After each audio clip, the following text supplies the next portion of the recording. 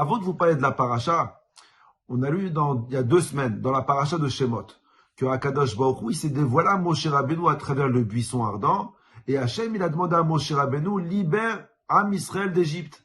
Et le Midrash, il nous dit que pendant 7 jours, Moshe Rabbeinu, il refuse le poste le plus prestigieux du peuple juif, le poste de libérateur. Et il dit à Akadosh Baruch Hu, Shelach na beyati shlach. Moshe Rabbeinu dit à Akadosh Baruch Hu, Hachem, pourquoi moi? J'ai mon grand frère Aaron qui a beaucoup plus les compétences que moi d'être le libérateur du peuple juif. Demande à Aaron de libérer le peuple juif. Moshe Rabbeinu, il pensait comme quoi le poste, il revenait à son frère Aaron pour plusieurs raisons. Premièrement, Aaron, il était plus âgé que Moshe Rabbeinu. Donc Moshe Rabbeinu, il pensait, étant donné comme quoi il est plus âgé que moi, il a plus d'expérience que moi, c'est à Aaron de libérer le peuple juif. Deuxième raison, Aaron, il était prophète avant Moshe Rabbeinu. Donc Moshe Rabbeinu a dit à Kadosh Baruch Hu, moi tu viens de te dévoiler à moi, tu t'es dévoilé à Aaron beaucoup plus avant moi. C'est Aaron, il était prophète avant moi. Troisième raison, Aaron, il a grandi avec les Juifs en Égypte. Aaron, il a guidé les Juifs pendant l'asservissement. Les Juifs, ils connaissaient que Aaron, ils connaissaient pas Moshe. Donc Moshe Rabbeinu a dit à Kadosh Baruch Hu, les Juifs, ils le connaissent à lui, avant moi. C'est à lui de libérer les Juifs. À Kadosh Baruch Hu, il dit à Moshe Rabbeinu, j'entends ce que tu dis, j'entends ce que tu me suggères, mais je pense que le poste, il te revient à toi. Mais sache que ton frère Aaron, il sera ton second. Aaron, il sera ton interprète. Il aura le second rôle. Et c'est ce qui s'est passé. C'était Aaron qui était l'interprète de Moshe Rabbeinu. Rabotai, je me suis posé une question cette semaine.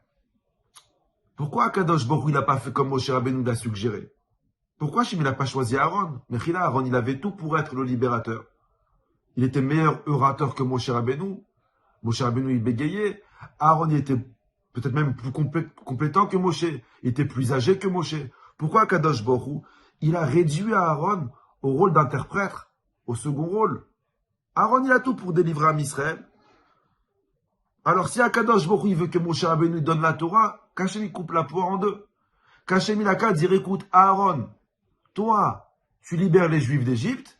Et toi, Moshe, tu reçois la Torah. Et comme ça, tout le monde est content. Et pas besoin de le réduire à un rôle d'interprète toute sa vie. La question est très forte. Akadosh Baruch Hu, il aurait dû dire, Aaron, tu libères les Juifs, puisque tu es plus âgé, puisque je me suis dévoilé à toi avant, puisque tu connais bien les Juifs. Et Moshe, tu reçois la Torah.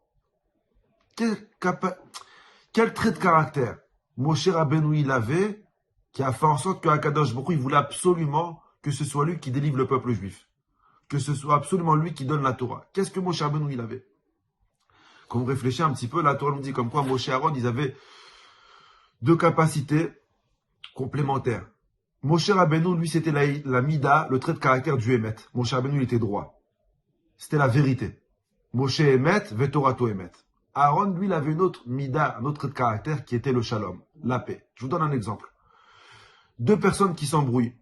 Ils vont au Beddin de Moshe Rabbeinu. Et Moshe Rabbeinu, lui, il écoute l'argument de un, il écoute l'argument de l'autre. Et qu'est-ce qu'il fait? Moshe Rabbeinu, il tranche. Sans compromis. Le Emet. Toi, t'as raison, toi, t'as tort. Maintenant, dans le Beddin de Moshe, il y a toujours un qui est lésé. Celui qui a tort, il est lésé. Moshe Rabbeinu, il est Emet. Ça, c'est le Emet. Aaron à Cohen, si on allait dans son Beddin, lui, c'était un homme de shalom. Il trouvait des compromis. Il dit, mais pourquoi s'embrouiller? Pourquoi je vais devoir trancher après un, il va faire la tête à l'autre? Alors venons, on trouve un compromis. On s'arrange à l'amiable. Comme ça, vous partez les 2 contents. Et qu'il n'y a personne qui est lésé. Aaron, c'était le Beddin du compromis. Alors la question est encore plus forte. Si Aaron, c'était le Beddin du compromis, et Aaron, toute sa vie, c'était le shalom, Oev shalom, Verodev shalom, pourquoi Hachem, il n'a pas choisi Aaron? Il avait toutes les capacités. On aime le compromis. On essaie d'éviter les histoires. Écoutez la réponse, comment elle est belle. Vous savez, de faire le shalom, c'est très facile. Il suffit comme quoi tu t'excuses. Voilà, quelqu'un qui s'embrouille avec sa femme, il s'excuse, hop, et c'est reparti. On tourne la page. Mais de faire en sorte que le shalom il soit durable, il faut du émet. Le shalom pour une seule fois, c'est facile. Tu t'excuses, on oublie l'histoire. Mais l'histoire, elle va revenir la semaine prochaine. Pour que le shalom il soit durable, il faut comme base le émet, la vérité. S'il n'y a pas de émet, jamais le shalom il sera durable. Je vous donne un exemple très bête, mais qui est tellement vrai aujourd'hui à l'heure où je vous parle. Le monde entier, il parle de paix. Tout le monde veut la paix dans le monde. Mais malheureusement, ils sont tous en guerre. Si tu réfléchis bien, la Russie contre l'Ukraine, l'Iran contre le Pakistan contre l'Inde, la Corée contre la Corée, les Chinois contre Taïwan, le Hamas contre Israël, le Liban contre Israël. Tu vois comme quoi tout le monde parle de paix, mais ils sont tous en guerre. Alors je me suis posé la question, mais si ils veulent tous la paix, pourquoi ils sont tous en guerre? La réponse elle est simple.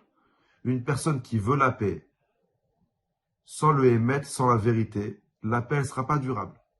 Et c'est pour ça que Akadosh Baruch Hu, il a voulu, avant Aaron, un Moshe.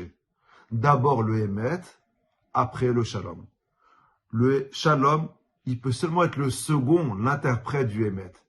Mais il faut d'abord le Hémet. Que Akadosh Baruch Hu, il nous donne cette rochma, que sans le Hémet, qu'on comprenne que sans le Hémet, il ne peut pas y avoir de Shalom. Wachava, tzlacha, votre famille la semaine prochaine.